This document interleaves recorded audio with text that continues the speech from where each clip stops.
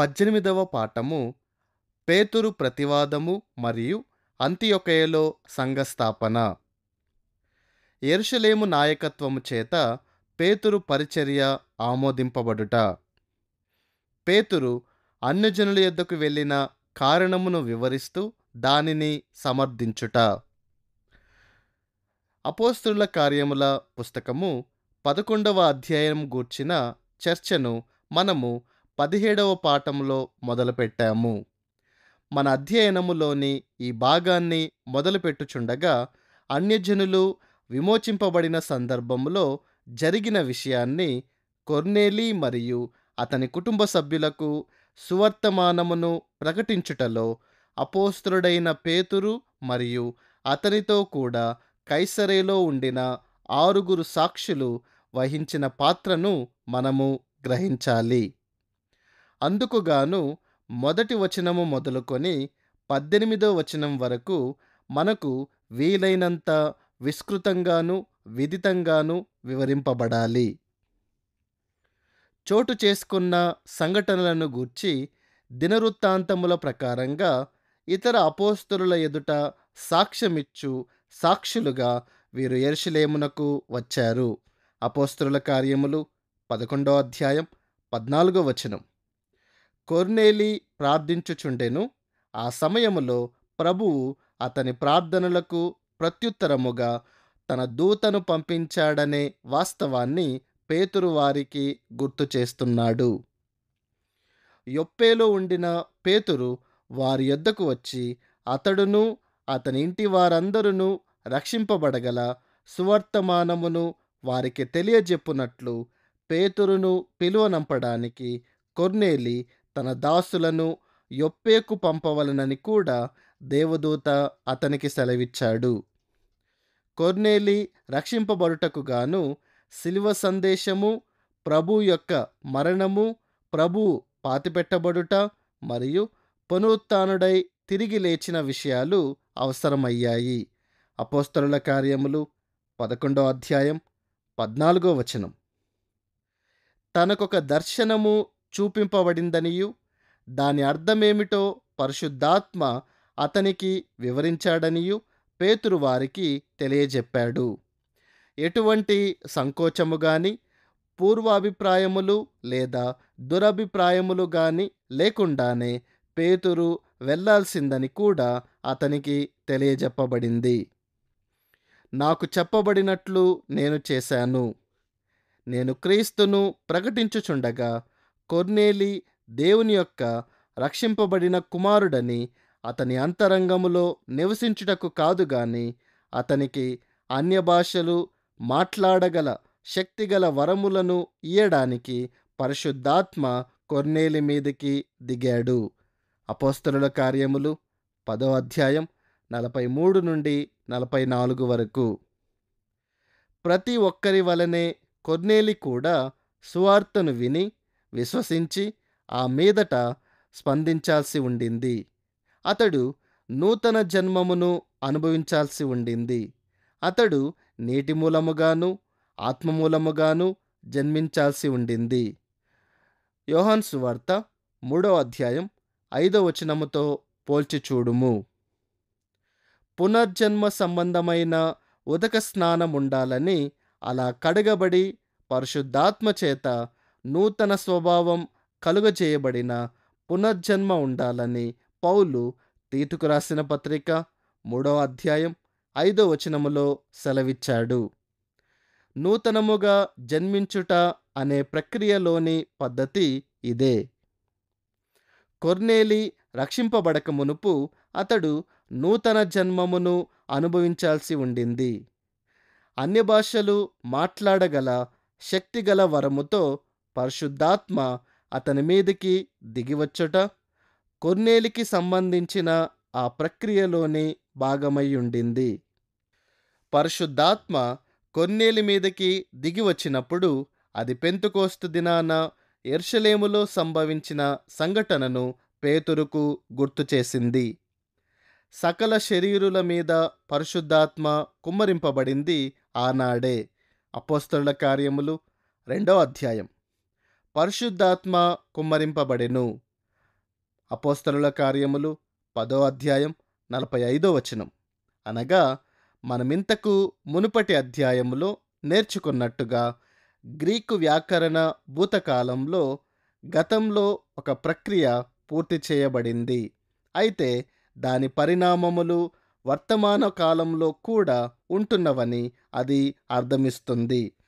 Pentecost దినాన పరిశుద్ధాత్మను యేసు పంపించాడు గనుక కొర్నేలికి అన్యభాషలు మాట్లాడగల శక్తితో కూడిన వరమును ప్రత్యక్షంగా నొసగడానికి పరిశుద్ధాత్మ అందుబాటులో ఉండినాడు.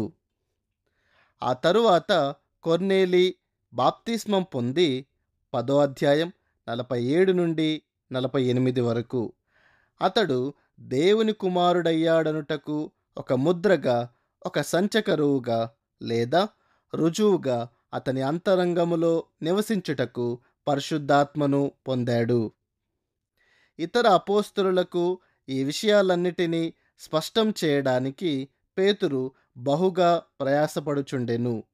అతని వివరము వలన ఏర్పడిన పరిణామమును లూకా అపోస్తలుల కార్యములు 11వ అధ్యాయం 18వ వచనములో ఇలా రాస్తున్నాడు: వారు ఈ మాటలు విని మరేమీ అడ్డము చెప్పక, అట్లయితే అన్యజనులకును దేవుడు జీవార్థమైన మారుమనస్సు దయచేసి ఉన్నాడని చెప్పుకొనుచు దేవునిని మహిమపరచిరి.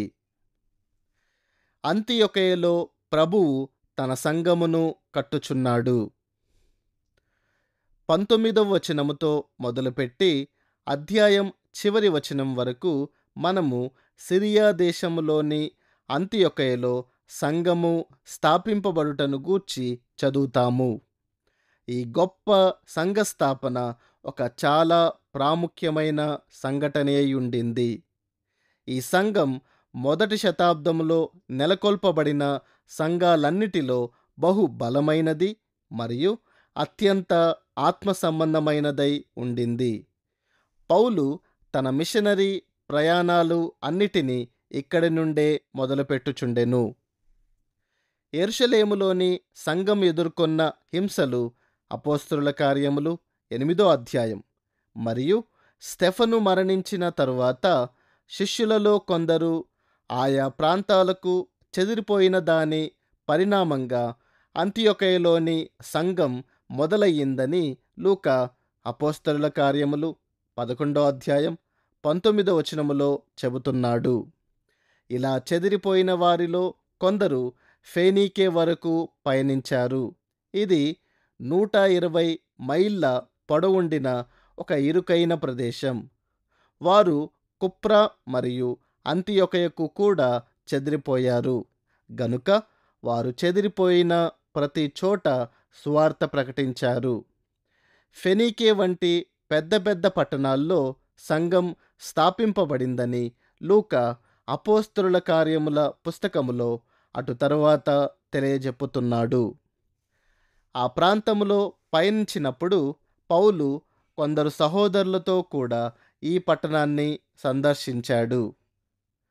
కుప్రా మరియు కురేనియా నుండి వచ్చిన కొందరు అంతియొకయకు అనగా సిరియా దేశములోని అంతియొకయకు చేరుకున్నారు.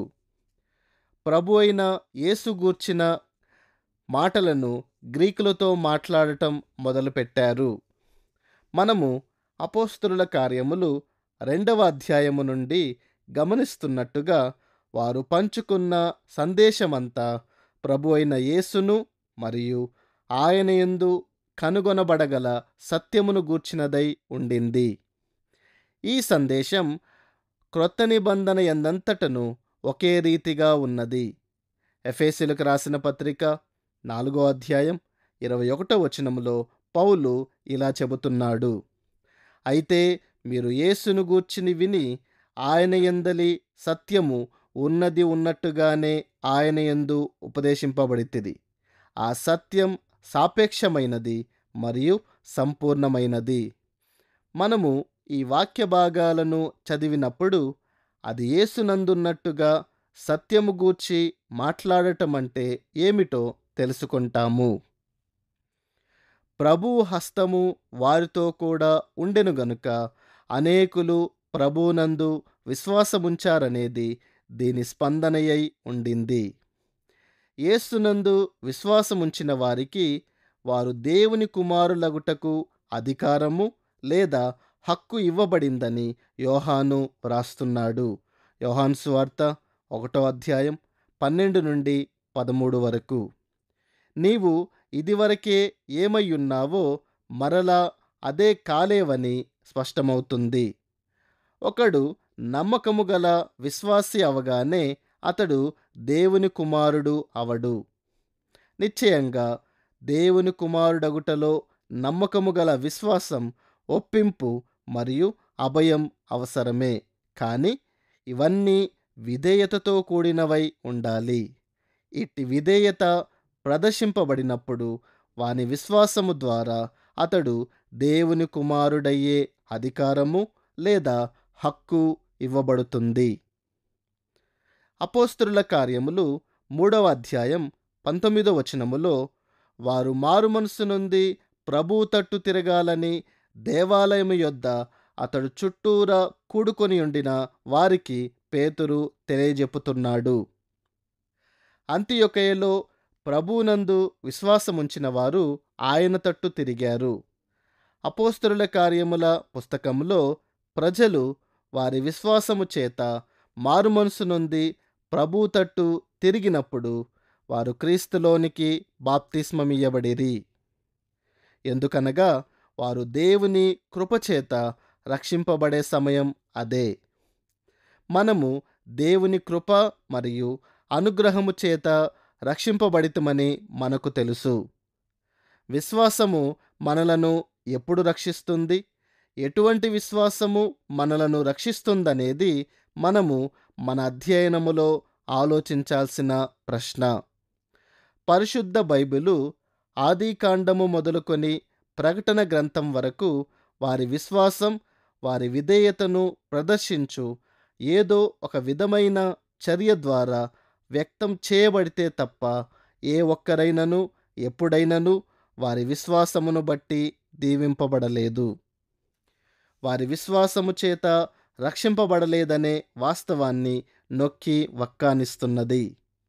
మన విశ్వాసం విధేయతతో కూడినదై ఉండాలి.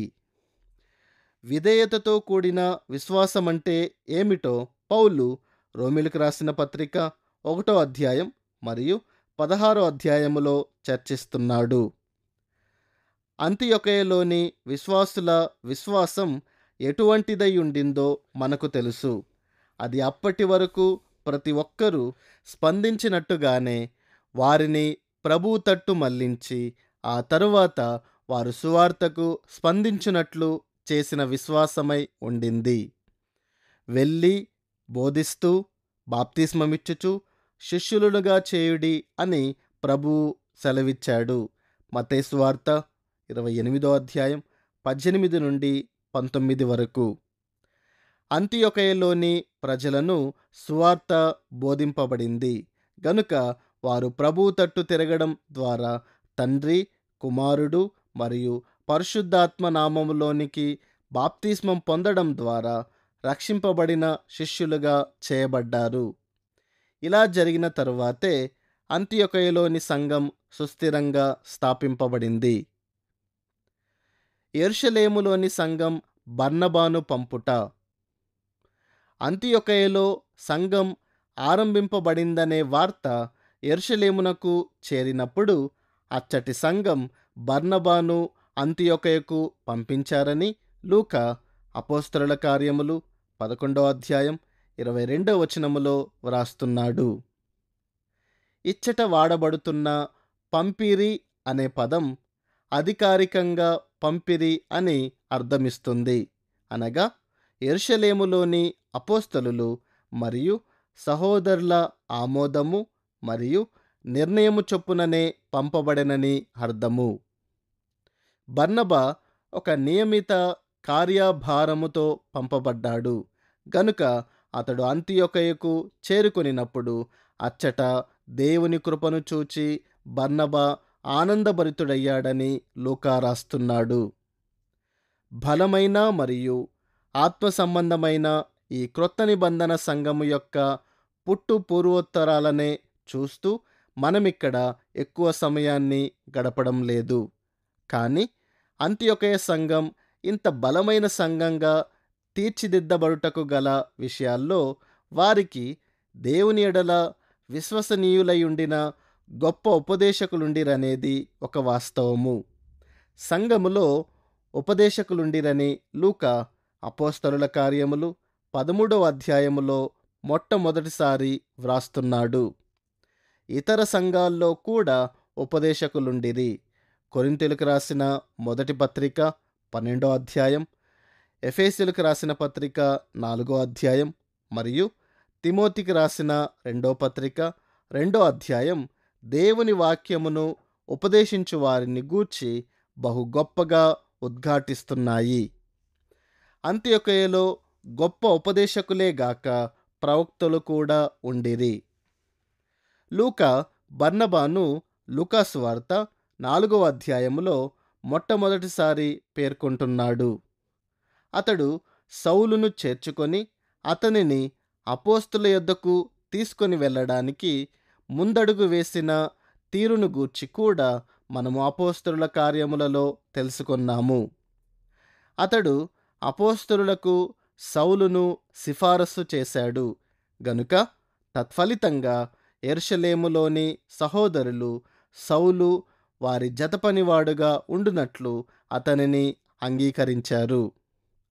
బర్నబా ఆత్మ సంబంధమైన ఒక గొప్ప పరిచారకుడై అంత్యొకయ సంఘముతో కలిసి పరిచర్య చేయడానికి వచ్చాడు. బర్నబా రాక గూర్చి లూకా ఇలా వ్రాస్తున్నాడు.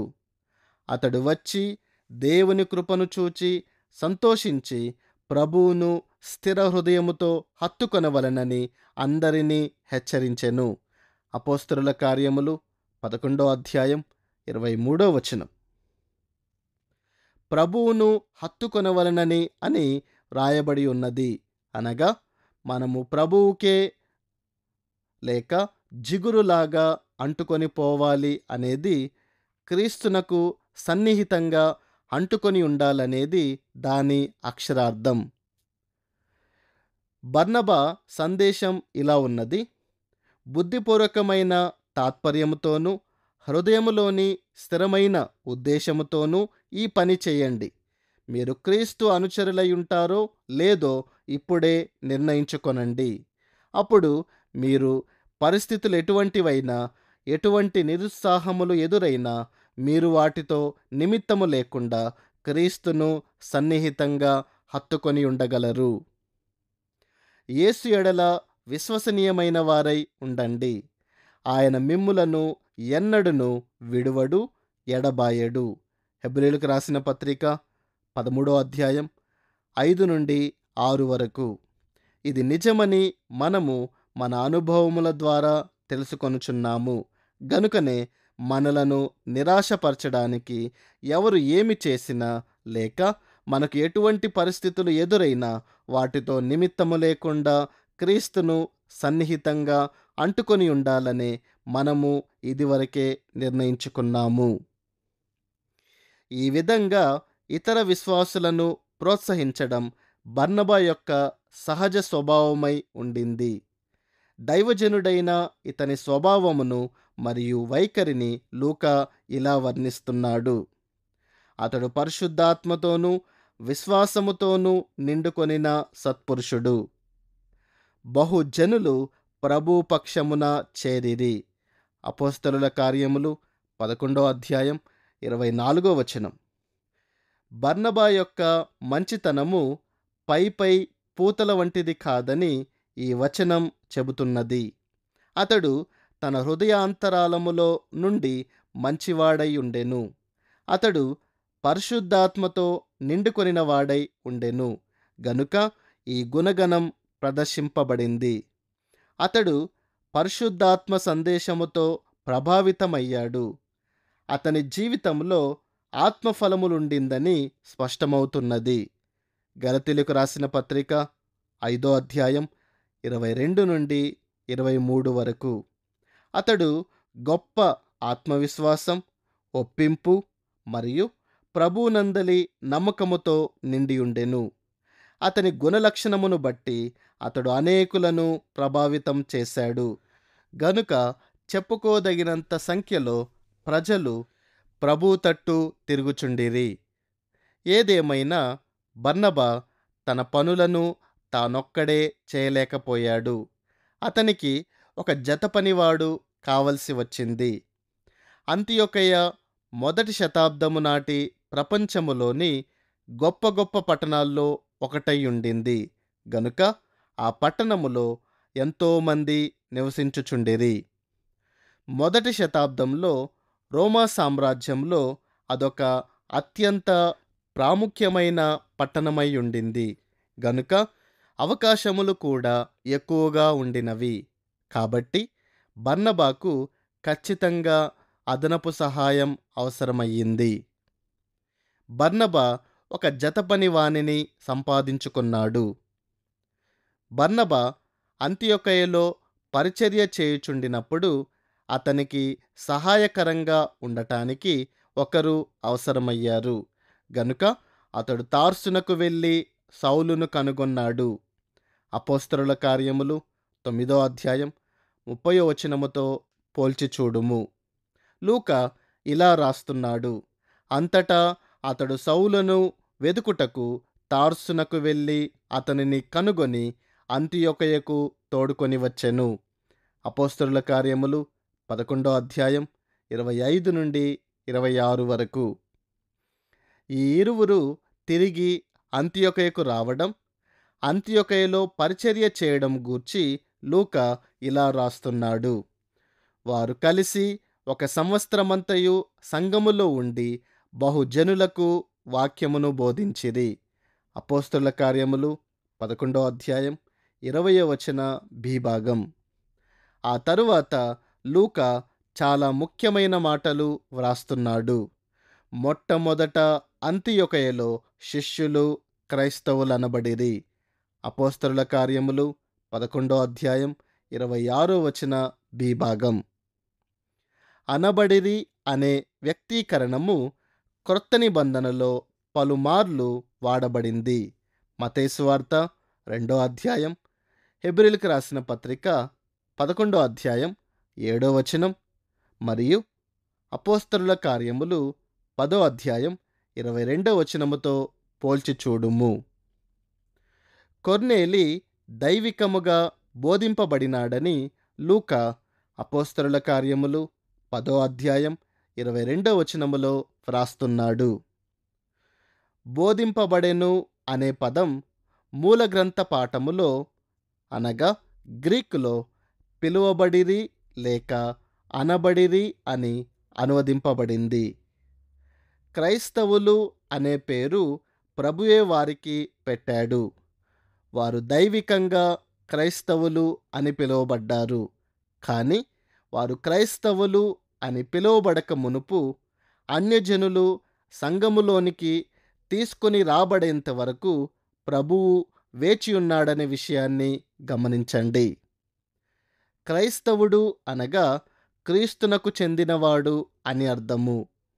మనము క్రైస్తవుడు అనే పేరును బట్టి దేవునిని మహిమపరుస్తాము గనుక ఆయనను గౌరవిస్తూ మహిమపరచడానికి దేవుడు సిలువకు శత్రువులైన వారి చేత ఎంపిక చేసుకొనబడిన ఒక పేరును వాడడని పేతురు రాసిన మొదటి పత్రిక 4వ అధ్యాయం 11వ వచనములో వ్రాస్తున్నాడు.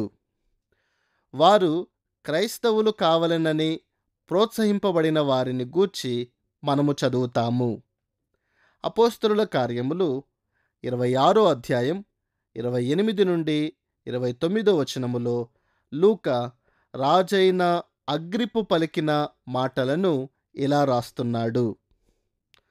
అందుకు అగ్రిప్ప, ఇంత సులభముగా నన్ను క్రైస్తవుని చేయజూచుచున్నావే అని పౌలుతో చెప్పెను.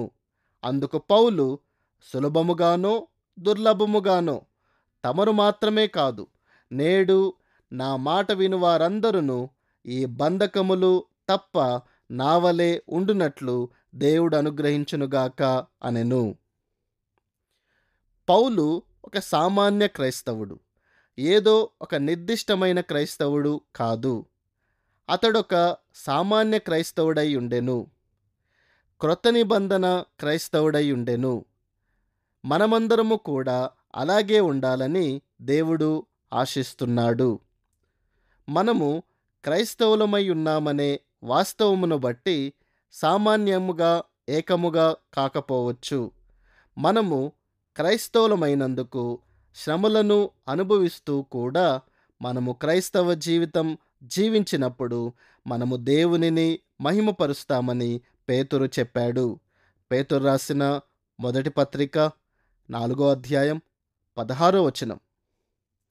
అపోస్తలుల కార్యములు 11వ అధ్యాయం 27వ వచనములో క్రొత్త నిబంధన సంఘములోని ప్రవక్తల గూర్చిన మొట్టమొదటి రెఫరెన్సు కనబడుతున్నది. ఎఫెసీయులకు రాసిన పత్రిక 3వ అధ్యాయం 3వ వచనములోను మరియు ఆ తరువాతి వచనాల్లోనూ దేవుడు తన పరిశుద్ధ అపోస్తలులు మరియు ప్రవక్తల ద్వారా, అనగా క్రొత్త నిబంధన ప్రవక్తల ద్వారా తన చిత్తమును బయలుపరచాడని మనము చదువుతాము. క్రొత్త నిబంధనను అపోస్తలులు మరియు ప్రవక్తలు రచించారు. నలుగురు క్రొత్త నిబంధన ప్రవక్తలుండిరి: మార్కు, లూకా, యాకోబు మరియు యూదా. వీరు దేవుని వాక్యమును బయలుపరచుటకు మరియు రచించుటకు ప్రభువు వీరిని వాడుకున్నాడు. దేవుని చిత్తమును దైవికమైన నడిపింపుతో మాట్లాడేవాడు ప్రవక్త, అనగా పరిశుద్ధాత్మ వారిని ప్రేరేపించిన కొలది ప్రవక్తలు మాట్లాడుచుండిరని మరొక మాటలో చెప్పుకొనవచ్చు. పేతురు రాసిన 2వ పత్రిక 1వ అధ్యాయం 21వ వచనం ఇలా సెలవిస్తున్నది: ఏలయనగా ప్రవచనము ఎప్పుడునూ మనుష్యుని ఇచ్చను బట్టి కలుగలేదు, గాని మనుషులు పరిశుద్ధాత్మ వలన ప్రేరేపింపబడిన వారై దేవుని మూలముగా పలికిరి. సజీవులయ్యున్న ప్రవక్తలు ఈనాడు లేరు. మొదటి శతాబ్దం నుంచి ఏ ప్రవక్త అయినను లేడు. వారు రచించిన పుస్తకాలు మనకు క్రొత్త నిబంధనలో ఉన్నాయి.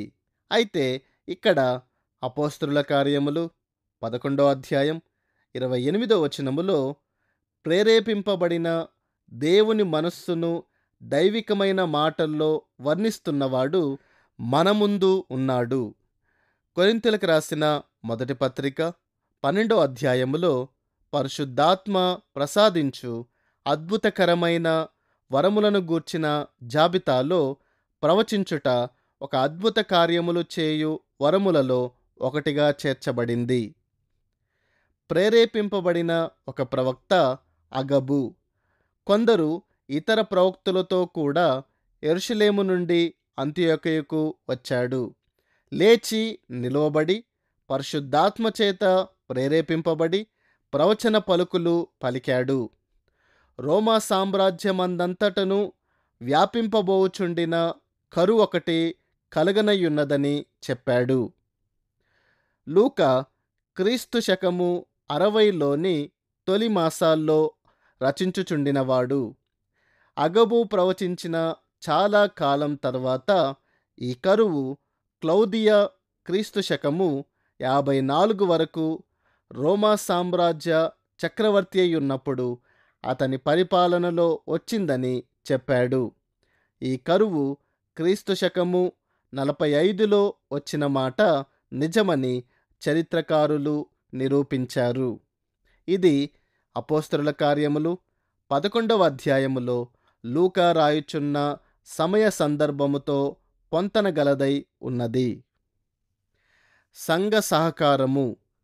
ఇప్పుడు వారు తమ ప్రేమను, శ్రద్ధను మరియు చింతను యూదయలోనూ ఉన్న సహోదరుల పట్ల కనపరచడానికి వారి ముందు ఒక సదవకాశం ఉన్నదని అంతియొకయ సంఘ సభ్యులైన వారు అర్థం చేసుకున్నప్పుడు వారు స్పందిస్తున్న విధమును గమనించండి. లూకా ఇలా రాస్తున్నాడు: అప్పుడు శిష్యులలో ప్రతివాడును తన తన శక్తి కొలది యూదయలో కాపురమున్న సహోదరులకు సహాయము పంపుటకు నిశ్చయించుకొనెను. అపోస్తలుల కార్యములు 11వ అధ్యాయం 29వ వచనం. అంత్యొకయలో నున్న క్రైస్తవులు తమ సంఘము నుండి మరొక సంఘానికి సంఘ పెద్దల ద్వారా తమ కానుకను పంపించారు. సంఘ పెద్దల గూర్చిన ప్రస్తావన క్రొత్త నిబంధనలో కనబడటం ఇదే మొదటిసారి. అపోస్తలుల కార్యములు 20వ అధ్యాయం 17 నుండి 18వ వచనములో వారు సంఘములో పై విచారణకర్తలుగాను సంఘానికి అధ్యక్షులుగాను ఉండిన సంఘ పెద్దలను గూర్చి మనము మరి ఎక్కువ వివరాలు తెలుసుకుంటాము. పై విచారణకర్త అనగా ఇతరుల ఎడల చేయబడుతున్న పనులు సరైన విధంగా చేయబడుతున్నాయో లేదో చూచే బాధ్యత అప్పగింపబడినవాడు అని అర్థము. సంఘము అనుసరించాల్సిన చట్టాలను సంఘ పెద్దలు చేయరు. సంఘము మరియు దాని పెద్దలకు అదివరకే క్రీస్తు ఇచ్చిన ఆజ్ఞలున్నాయి.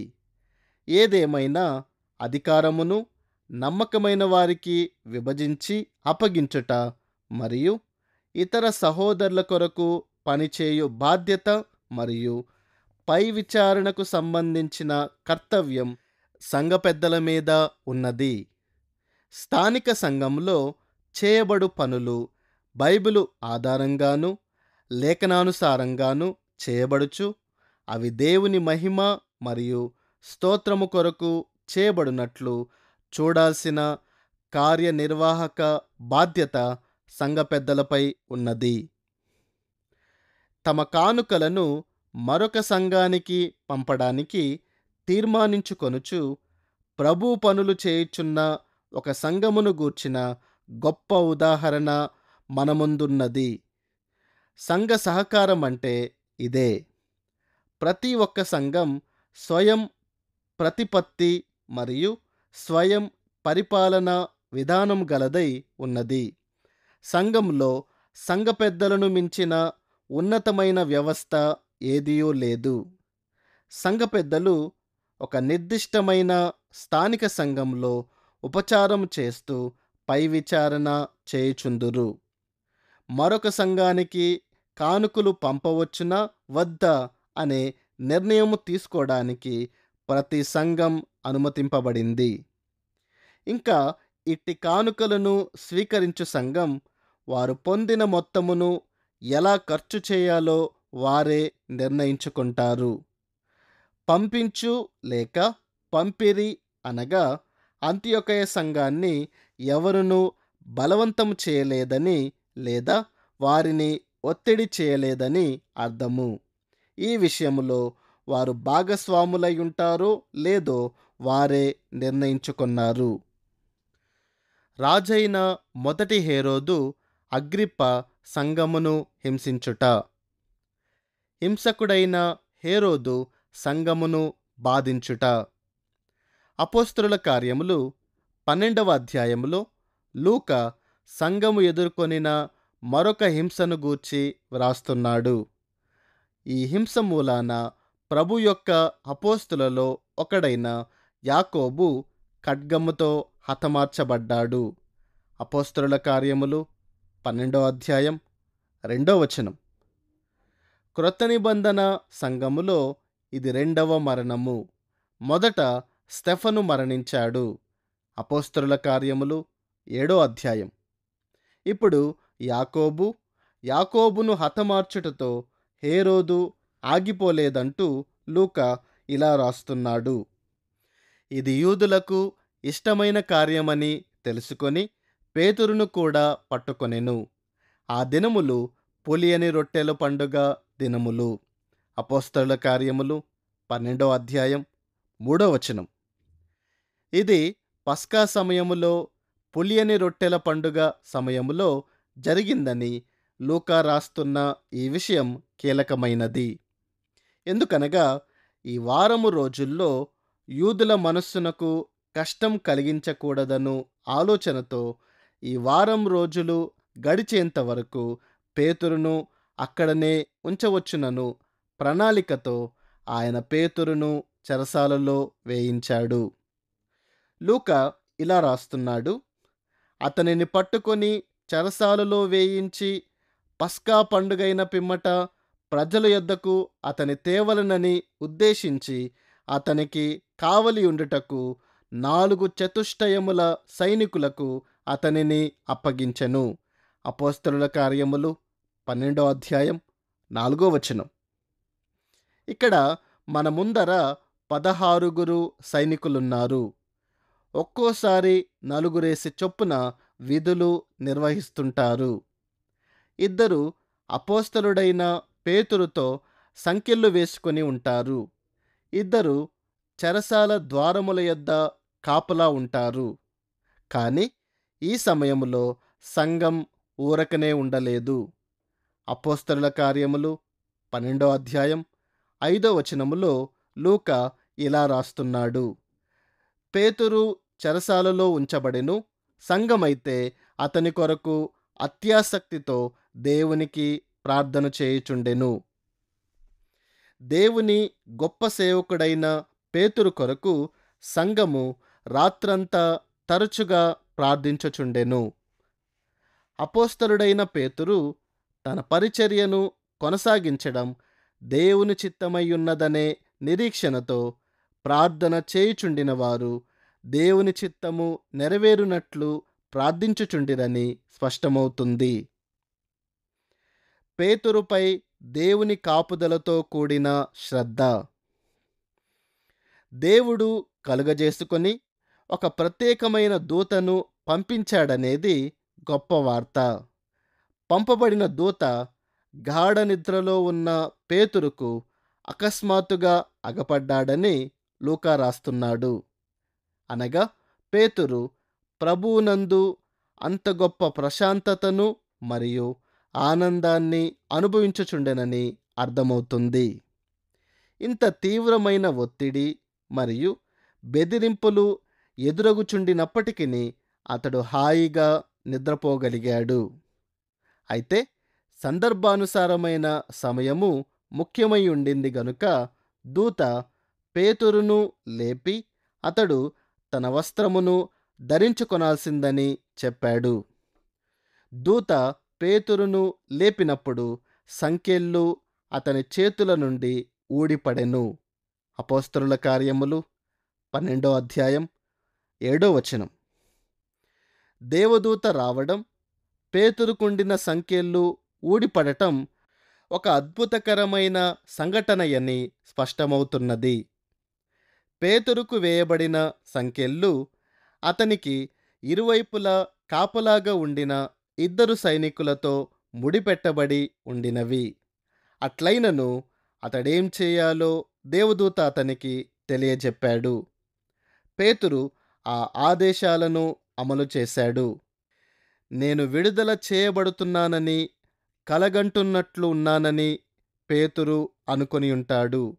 చివరకు అతనికి సంపూర్ణ మెలకువతో కూడిన తెలివి వచ్చినప్పుడు ప్రభువే తన దూతను పంపాడని పేతురు తెలుసుకున్నాడు.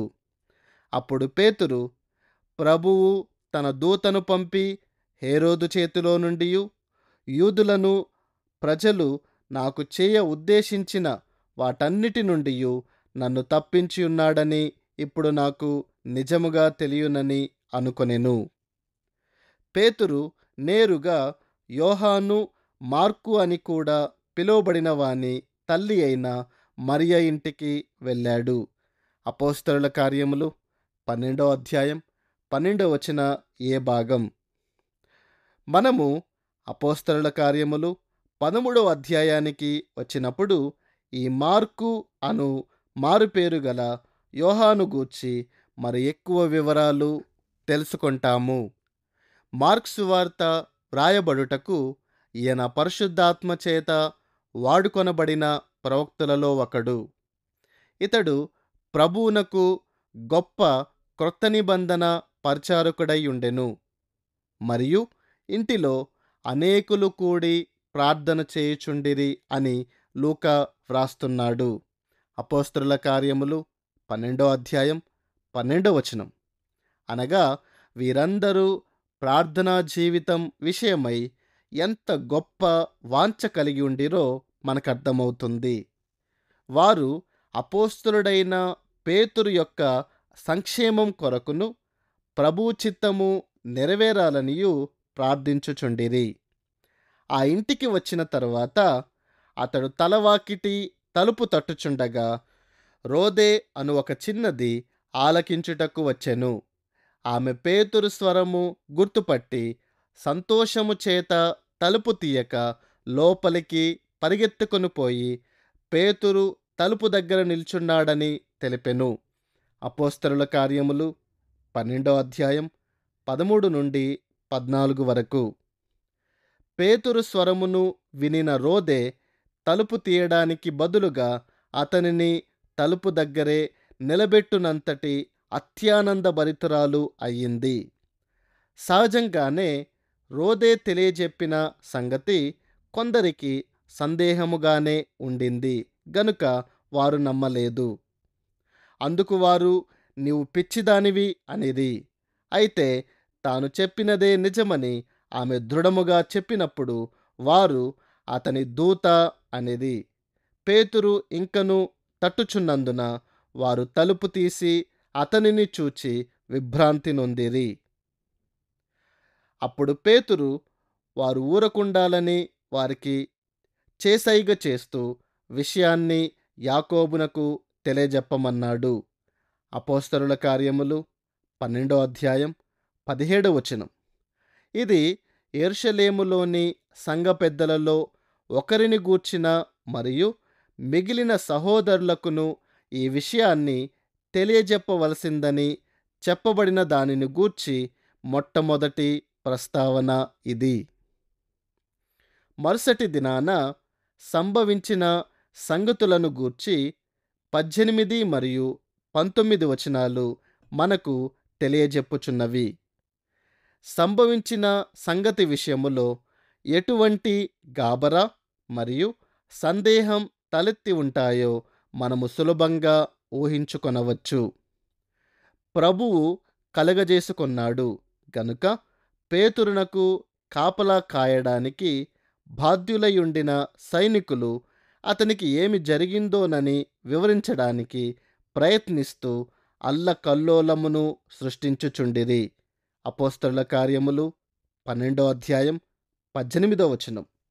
లూకా ఇలా రాస్తున్నాడు: హేరోదు అతని కోసరము వెదికినప్పుడు అతడు కనబడునందున కావలి వారిని విమర్శించి వారిని చంపనాజ్ఞాపించెను. అపోస్తలుల కార్యములు 12వ అధ్యాయం 19వ వచనం. ఈ ఉదంతం మొత్తం హేరోదు వంతుకు ఒక పైపై పూత అయి ఉండింది.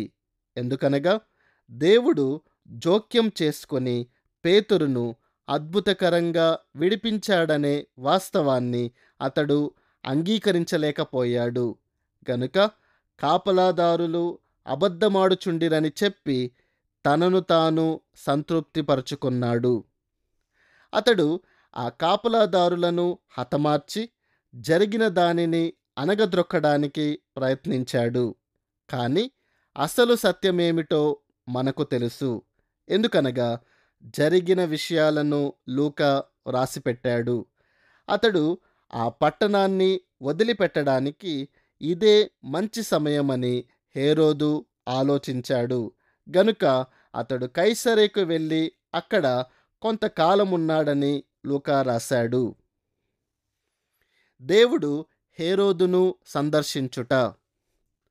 ఒక ప్రక్క రాజకీయ బంధాలు దెబ్బతినకూడదు, మరొక ప్రక్క ప్రస్తుత రాజకీయ సంబంధాలు పునరుద్ధరింపబడాలనేది హేరోదు కైసరేకు వెళ్ళడంలో గల ఉద్దేశమై ఉండవచ్చునని మనకు అపోస్తలుల కార్యములు 12వ అధ్యాయం 20వ వచనం తెలియజెప్పుతున్నది.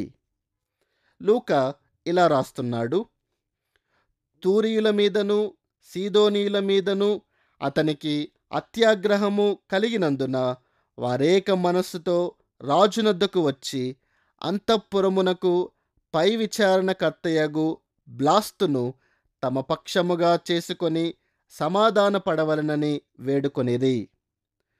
వారు బ్లాస్తు రాజునకు వ్యక్తిగతంగా నమ్మకమైన సేవకుడై ఉన్నవాడు. వారికి ప్రతినిధిగా ఉంటూ అతడు ఆ పట్టణ ప్రజలతో సమాధానపడునట్లు విన్నవించుకొనున్నట్లు అతనికి లంచమిచ్చిరని స్పష్టమవుతుంది. ఈ పట్టణాలకు అవసరమైయుండిన గ్రాసము హేరోదు పంపించుచుండెను గనుక వారు ఈ పని అవశ్యంగా చేయాల్సి వచ్చింది. వారు కలుసుకొనినప్పుడు జరిగిన విషయాన్ని లూకా ఇలా వివరిస్తున్నాడు. నియమింపబడిన దినమందు హేరోదు రాజవస్త్రములు ధరించుకొని న్యాయపీఠం మీద కూర్చుండి వారి ఎదుట ఉపన్యాసము చేసెను. అపోస్తలుల కార్యములు 12వ అధ్యాయం 21వ వచనం. నియమింపబడిన ఒకానొక దినాన హేరోదు వెండి దారములతో చేయబడి దాని వెడల్పు మరియు నిడివి పెద్దదయుండిన వస్త్రమును ధరించాడు గనుక అతడు బహిరంగముగా ప్రజల ఎదుట నిలువబడినప్పుడు ఆ వస్త్రముల మీద పడుచుండిన సూర్యకిరణముల మూలాన అవి మెరుపును ప్రజ్వలింపజేయుచుండెనని చరిత్రకారుడైన జోసిఫస్ రచించాడు. కాబట్టి హేరోదు ధరించియుండిన వస్త్రములు ఇలా ప్రకాశవంతముగా మెరయుచుండగా ప్రజలు ఇది దైవస్వరమే కాని మానవ స్వరము కాదని కేకలు వేసిరి. అపోస్తలుల కార్యములు 12వ అధ్యాయం 22వ వచనం. ఈ సమయములో హేరోదు వారిని నియంత్రిస్తూ, ప్రజలారా, ఇదొక దేవుని స్వరము కాదు, నేనొక మామూలు మనిషినే అని వారిని నివారించాల్సి ఉండింది. కానీ అతడు అలా చేయలేదు. గనుక అతడు దేవునిని మహిమపరచనందున వెంటనే ప్రభుదూత అతనిని మొత్తెను గనుక పురుగులు పడి ప్రాణము విడిచెను. అపోస్తలుల కార్యములు 12వ అధ్యాయం 23వ వచనం. రాజులు మరియు ఇహలోక పరిపాలకులు కుమారుణ్ణి ప్రభు అయిన యేసుక్రీస్తును ముద్దు పెట్టుకొనాలి, లేదంటే ఆయన వారిని నాశనము చేయునని రాయబడిన మాటలను మనము కీర్తనల గ్రంథం 2వ కీర్తన 12వ వచనములో చదువుతాము. యేసుక్రీస్తు సార్వభౌమాధికారంతో ఏలుతున్నాడు. ఆయన రాజులకు రాజును ప్రభువులకు ప్రభువునై ఉన్నాడు. ఆయన ఈ లోకంలోని పరిపాలకులందరికీ అధిపతి అయి ఉన్నాడు. ప్రకటన గ్రంథం 1వ అధ్యాయం 5 నుండి 6 వరకు. ప్రభువు హేరోదుపై అధికారి అయ్యుండెను. హేరోదు దేవునికివ్వాల్సిన మహిమను ఆయనకి ఇవ్వక ప్రాణాంతకమైన పొరపాటు చేశాడు గనుక ప్రభువు అతనికి తీర్పు తీర్చాడు. హేరోదు మరణించక మునుపు తీవ్రమైన యాతనతో 5 రోజులు బాధపడ్డాడని చరిత్రకారుడైన జోసిఫస్ వ్రాస్తున్నాడు. దుర్మార్గులపై దేవుని తీర్పు ఎలా ఉంటుందోననే ఎంత శక్తివంతమైన పాఠమును మనము నేర్చుకొనుచున్నాము గదా. హేరోదు కైసరే వరకు చేసిన ప్రయాణం, అచ్చట అతడు ఎదుర్కొనుచుండిన రాజకీయ కష్టాలు, అతని ఉపన్యాసము, అతని వస్త్రములు, అతని ఎడల ప్రజలు చూపిన ప్రతిస్పందన మరియు తత్ఫలితంగా తలెత్తిన అతని మరణము గూర్చిన వివరాల కొరకు the works of Josephus, page number 523 చదవండి. 19వ పాఠము అన్యజనులకు సువార్త ప్రకటింపవలనని బహుగా బలవంతము చేయబడుట. మొదటి మిషనరీ ప్రయాణం, అన్యజనులపై ఏర్పడిన గొప్ప ఒత్తిడి. అపోస్తలుల కార్యములు 13వ అధ్యాయములో మనము పౌలు పరిచర్య యొక్క ఆరంభము మరియు దాని కొనసాగింపు గూర్చి చదువుబోచున్నాము. అది పౌలు, అతని జతపనివాడైన బర్నబా మరియు వారితో కూడా కొంతకాలం ఉండిన మార్కు అను మారుపేరుండిన యోహాను యొక్క మొదటి మిషనరీ ప్రయాణం అని పిలువబడుచున్నది. ఏదేమైనా పౌలు మరియు అతడు చేపట్టిన మొదటి మిషనరీ ప్రయాణం గూర్చి మనము అధ్యయనం చేయకమునుపు అంతియొకయ సంఘములో సంభవించుచుండిన కొన్ని సంఘటనలు మరియు ఆయా కార్యకలాపాల్లో జోక్యము కలిగి ఉండిన వారిని గూర్చి తెలుసుకొనడం మంచిది. సంఘములో ప్రవక్తలు మరియు ఉపదేశకులు ఉండిరి. వారిలో కొందరు ప్రవక్తులు మరియు ఉపదేశకుల పేర్లు వ్రాయబడి ఉన్నవి. అపోస్తలుల కార్యములు 13వ అధ్యాయం 1 నుండి 2 వచనాలు. వీరు ప్రజల పక్షాన ప్రభువు పరిచర్య చేయుచుండిరి. వారు ఉపవాసముంటూ ఆరాధించుచుండిరని లూకా వ్రాస్తున్నాడు. ఒక సంఘం ఉపవాసముండుటను గూర్చి చేయబడిన మొదటి ప్రస్తావన ఇదే. మనము ఉపవాసం ఉండాల్సిన సమయాలు, సందర్భాలు ఉంటాయని ప్రభువు సెలవిస్తున్నాడు. గనుక మనము అలా వ్యక్తిగతంగా ప్రభువు కొండ మీద ప్రసంగములో స్థాపించిన నియమాలను అనుసరిస్తూ చేయడానికి ఆయన అనుమతిస్తున్నాడు. మత్తయి సువార్త 5వ అధ్యాయం, 6వ అధ్యాయం మరియు 7వ అధ్యాయము. మనము ఉపవాసం ఉండునట్లు ఇతరులు గుర్తుపట్టలేని విధంగా మనము ఉపవాసం చేయాలని ఆదేశములు ఇవ్వబడినవి. ఉపవాసముండుటలో ఆత్మ సంబంధమైన ఉద్దేశమున్నది గనుక అంతియొకయలోని వారు చేపట్టిన పరిచర్య పనులను పరిశుద్ధాత్మ సహాయముతో చేయునట్లు ఆయన వారికి తోడ్పడాలని ఆశిస్తూ సంఘము ఉపవాసముండాలని తీర్మానించుకొన్నది. లూకా ఇలా రాస్తున్నాడు: వారు ప్రభువును సేవించుచు ఉపవాసము చేయుచుండగా పరిశుద్ధాత్మ నేను బర్నబాను సౌలును పిలిచిన పని కొరకు వారిని నాకు ప్రత్యేకపరచుడని వారితో చెప్పెను. అపోస్తలుల కార్యములు 13వ అధ్యాయం 2వ వచనం. వారు ప్రపంచములోని ఇతర ప్రాంతాల్లో సువార్తను ప్రకటించు పరిచర్య పనులను మొదలు పెట్టడానికి పరిశుద్ధాత్మ బర్నబాను మరియు సౌలును పిలుచుచుండెను. వారు అపోస్తలుల కార్యములు 13వ అధ్యాయం మరియు 14వ అధ్యాయములో పేర్కొనబడిన పట్టణాలన్నిటిలోనూ సంఘములను కట్టునట్లు ప్రభువు వారిని వాడుకొననై ఉండెను. వారు పిలువబడిన పని కొరకు నమ్మకమైన ఈ సేవకులను సంఘము వేరుపరచుచున్న విధానముపై మనము అత్యధిక శ్రద్ధను చూపాల్సిన అవసరమున్నది. లూకా ఇలా రాస్తున్నాడు: అంతట వారు ఉపవాసముండి ప్రార్థన చేసి వారి మీద చేతులుంచి వారిని పంపిరి. అపోస్తలుల కార్యములు 13వ అధ్యాయం 3వ వచనం. వారు భోజనము చేయాల్సిన సమయమంతటిలో ఉపవాసముంటూ ఆ సమయాన్ని ప్రార్థనలో గడిపారు. వారు ఉపవాసం ఉండాలి కాబట్టి ఉపవాసం ఉంటున్నాము అనే అభిప్రాయంతో కాక సంఘమంతటిని ప్రార్థనకే కేటాయించాలని తాత్పర్యముతో ఉపవాసమున్నారు.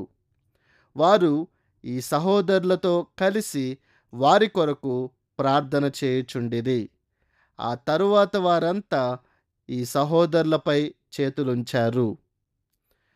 అంతియొకయ సంఘ సభ్యులు పౌలు, బర్నబా మరియు మార్కు అను మారుపేరు గల యోహాను మీద చేతులుంచుట, అద్భుత కార్యములు చేయ శక్తిగల వరములను పరిశుద్ధాత్మ వారికి ప్రసాదించవలనని కాదు. సౌలు అనగా త్వరలోనే 9వ వచనములో తన పేరును పౌలుగా మార్చుకొనబోతున్నవాడు. అది వరకే క్రీస్తు యొక్క అపోస్తలుడై ఉండెను. అతడు పరిశుద్ధాత్మ చేత సాధికారమియ్యబడినవాడై ఉండెను. కాబట్టి అతడు ఒక అపోస్తలునికి ఉండాల్సిన ప్రామాణిక అర్హతలన్నీయు కలిగి ఉండెను. గనుక వారిని దేవుని కృపకు సమర్పించవలనను ఉద్దేశముతో వారి మీద చేతులుంచబడినవి. అపోస్తలుల కార్యములు 14 అధ్యాయం 21 నుండి 28 వచనములో వారు బహుశా 3 నుండి 5 సంవత్సరముల వరకు చేసిన పరిచర్యను ముగించుకొని తమ మొదటి మిషనరీ ప్రయాణం తరువాత తిరిగి వచ్చిన విషయాన్ని లూకా వర్ణిస్తున్నాడు. చివరకు వారు తిరిగి అంతియొకయ సంఘానికి వచ్చారు. వారు అంతియొకయకు చేరుకొనిన తరువాత సంఘ సభ్యులందరినీ ఒకచోట పోగు చేసి దేవుడు వారి ద్వారా చేసిన పనులన్నిటిని గూర్చి వారికి సవివరంగా తెలియజేశారు. అపోస్తలుల కార్యములు 14 అధ్యాయం 27 నుండి 28 వరకు ఇలా సెలవిస్తున్నది. వారు వచ్చి సంఘమును సమకూర్చి దేవుడు తమకు తోడయుండి చేసిన కార్యములన్నీయు అన్యజనులు విశ్వసించుటకు ఆయన ద్వారము తెరిచిన సంగతియు వివరించిరి. పిమ్మట వారు శిష్యుల యొద్ద బహుకాలము గడిపిరి. ఈ రోజుల్లో మనము ఉపవాసముంటూ ప్రార్థనలు చేసిన మీదట క్రీస్తును ప్రకటించడానికి మిషన్ క్షేత్రాల్లోనికి వెళ్ళు సహోదరుల మీద చేతులుంచి వారిని దేవుని కృపకు బహిరంగముగా సమర్పించుకొనుట సరైన మరియు సముచితమైన సంగతి అవుతుంది. అప్పుడు వారు దేవుడు వారు చేయాలని ప్రణాళిక చేసిన పరిచర్య పనులను వారు సార్థకంగా సాధించగలుగుదురు. పౌలు అదివరకే క్రీస్తు అపోస్తలుడై ఉండెను. కానీ ఇతర సంఘాల నుండి కొందరు వార్తాహరులు వారు కూడా అపోస్తలులని పిలువబడిన వారు రావడము గూర్చి మనము అపోస్తలుల కార్యములు 14 అధ్యాయములో చదువుతాము. ఫిలిప్పీలకు రాసిన పత్రిక 2 అధ్యాయం 25 వచనము మరియు కొరింథీయులకు రాసిన 2 పత్రిక 8 అధ్యాయం 16 నుండి 24 వచనములో పౌలు కొందరు వార్తాహరులు రావడం గూర్చి చెబుతున్నాడు. మరియు అపోస్తలుడు అనే పదం ఈ వార్తాహరులను వర్ణించడానికి వాడబడింది. ఒక నియమిత కార్యభారము మీద పంపబడిన వారు సంఘ సంబంధమైన అపోస్తలులై ఉండిరి. సౌలు క్రీస్తు అపోస్తలుడే, కానీ అతడు అంతియొకయ సంఘము చేత పంపబడినవాడు కాబోతున్నాడు. సహజంగానే బర్నబా కూడా ఒక అపోస్తలుడవుతాడు. అపోస్తలుడు అనే పదం క్రొత్త నిబంధన ఎందంతటను వాడబడిన విధానాన్ని మనస్సులో ఉంచుకొనడం ముఖ్యము. కొందరు అపోస్తలులు అద్భుత కార్యములు చేయడానికి పరిశుద్ధాత్మ చేత శక్తి నొసగబడ్డారు. ఇతరులు ప్రత్యేకమైన నియమిత కార్యముల నిమిత్తము నియమించబడ్డారు. ఈ వివరమును మనము అపోస్తలుల కార్యములు 14 అధ్యాయం చదువునప్పుడు ఎంతో సహాయకరంగా ఉంటుంది. సెలూకయ మరియు పాపు అనే చోట్ల అందింపబడిన మిషనరీ సందేశం. ఇప్పుడు ఈ మిషనరీ ప్రయాణము గూర్చి మరి ఎక్కువ వివరంగా చూద్దాము. సౌలు మరియు బర్నబా అంతియొకయ నుండి సెలూకయకు వెళ్ళారనియు సెలూకయలో ఓడ ఎక్కి కుప్రాలోని సలమి చేరుకున్నారని లూకా రాస్తున్నాడు. అక్కడికి చేరుకొనిన తరువాత వారు సమాజ మందిరములలోనికి వెళ్ళి దేవుని వాక్యమును ప్రకటించడానికి మొదలుపెట్టారు. అపోస్తలుల కార్యములు 13 అధ్యాయం 5 వచనం. సౌలుకు సమాజ మందిరములలోనికి వెళ్ళే వాడుక ఉండింది. సౌలు పూర్వము ఒక పరిసయుడయుండెను కనుక మోషే ధర్మశాస్త్రమును ఒక విశ్వాస ప్రమాణంగా పాటించడానికి కాదు గాని అది అతనికి ప్రభు అయిన యేసుక్రీస్తును గూర్చి ఉపదేశింపబడగల భక్తిగల యూదులతో సంబంధం కలిగి ఉండుటకు ఒక సదవకాశం అవుతుందనేది సౌలు సమాజ మందిరములలోనికి వెళ్ళుచుండెను. అవును, అతడు ఏదైనా ఒక సమాజ మందిరములోనికి వెళ్ళినప్పుడు సరిగ్గా ఇదే జరిగింది. ఈ మిషనరీ ప్రయాణములో సౌలు మరియు బర్నబాతో కూడా వారి జతపని వాడైన మార్కు అను మారుపేరు గల యోహాను ఉండెను. ఈ ముగ్గురు కలిసి కుప్రా ద్వీపమందంతటను సంచరించారు. చివరకు పాపు అనే చోటికి చేరుకున్నారు. ఇది సలామీ నుండి 100 మైళ్ళ దూరంలో ఉండింది. రోమా ప్రభుత్వం నెలకొని ఉండింది ఈ పట్టణములోనే. అందుకే వారు అచ్చట ఒక సామంత పరిపాలకుణ్ణి ఉంచారు. ఈ పదవి చరిత్రకారుల చేత ధృవీకరింపబడుతున్నది. సెర్గీ పౌలు అనే ఇతడు వివేకము గలవాడై ఉండెనని లూకా రాస్తున్నాడు. అపోస్తలుల కార్యములు 13వ అధ్యాయం 7వ వచనం. అతడు సౌలు మరియు బర్నబా తెలియజెప్పుచుండిన దేవుని వాక్యమును వినగోరాడు.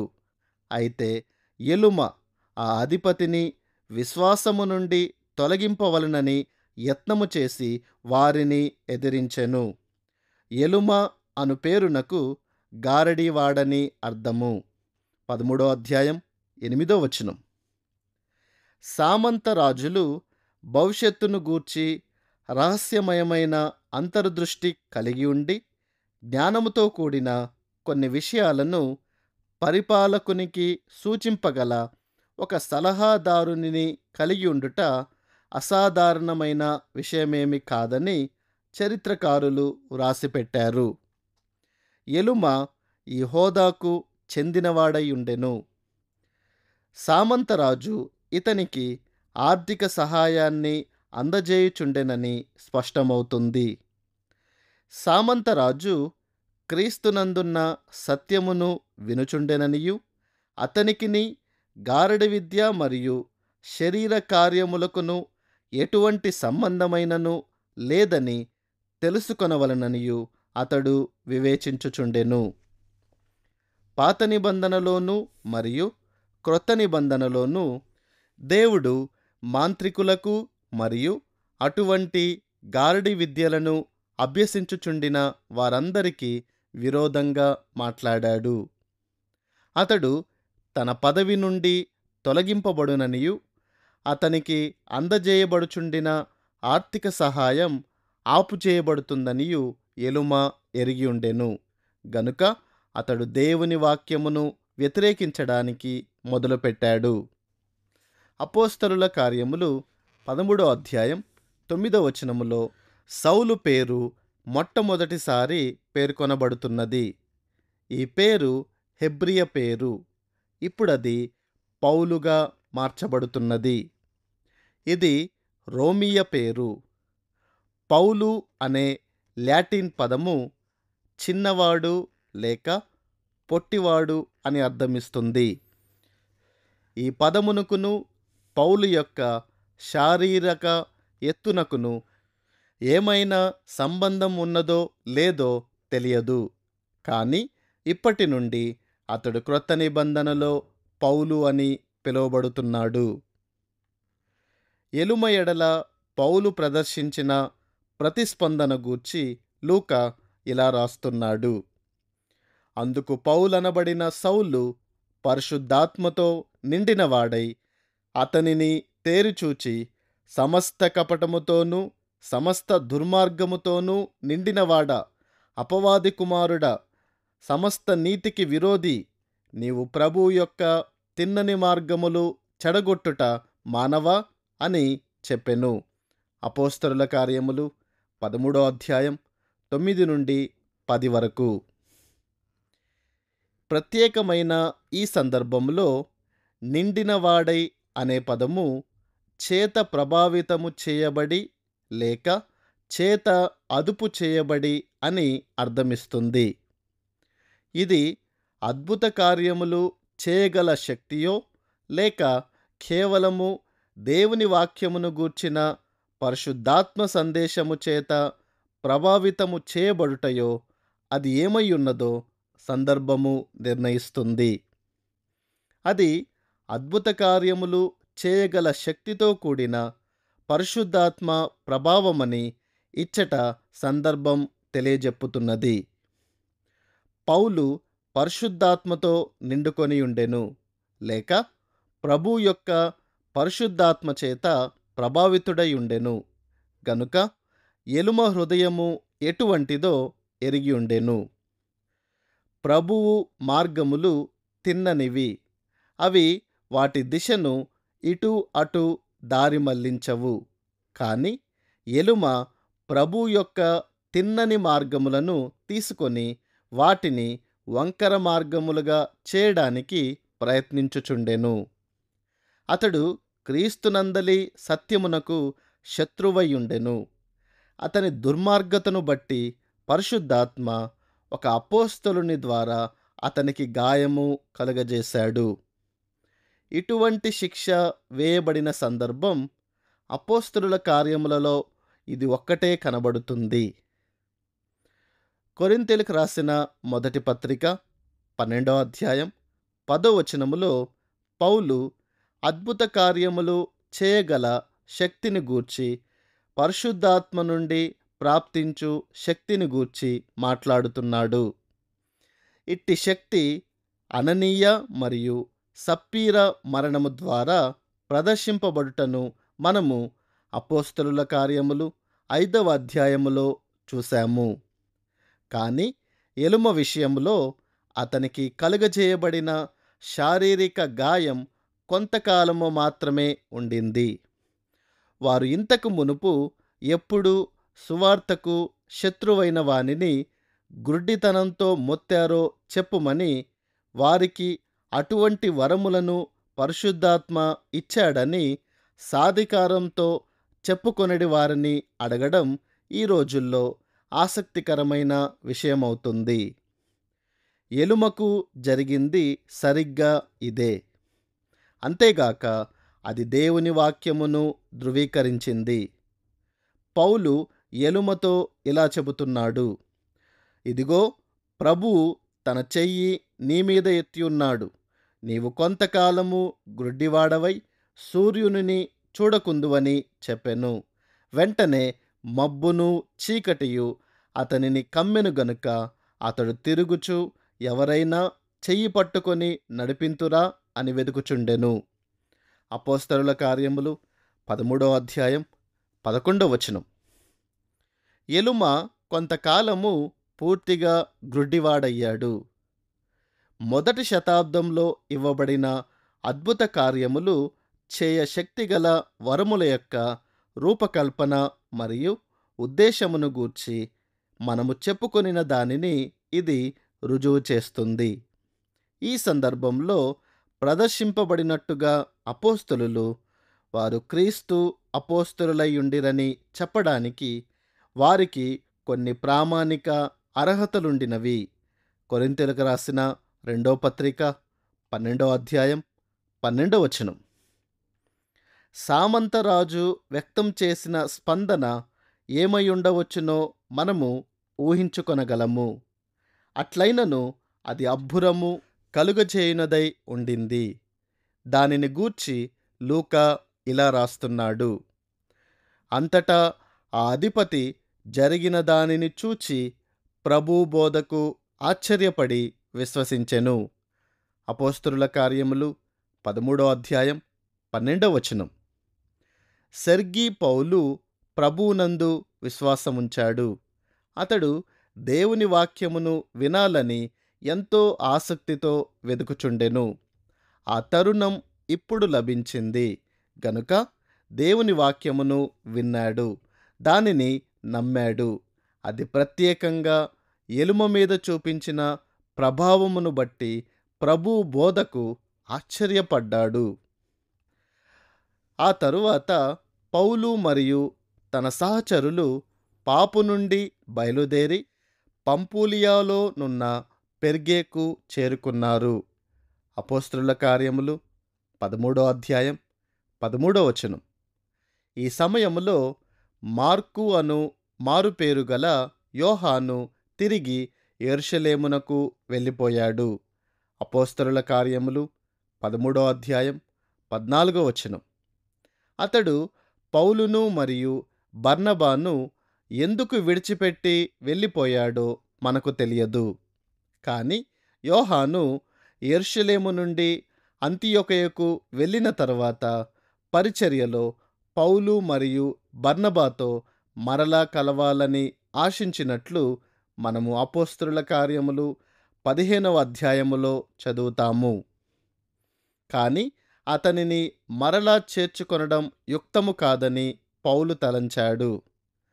అతడు అంతియొకయలోని సంఘముతో ఉండాల్సిన అవసరమున్నదని పౌలు తలంచాడు. కానీ అతని బంధువు బర్నబా మార్కు అను మారుపేరుగల యోహానును వెంటబెట్టుకొని పోవుటకు ఇష్టపడెను. గనుక బర్నబా అతనిని తీసుకొని దక్షిణ దిశగా వెళ్ళాలని చెప్పి శీలను తీసుకొని పౌలు సువార్తను ప్రకటిస్తూ ఉత్తర దిశగా వెళ్ళాడు.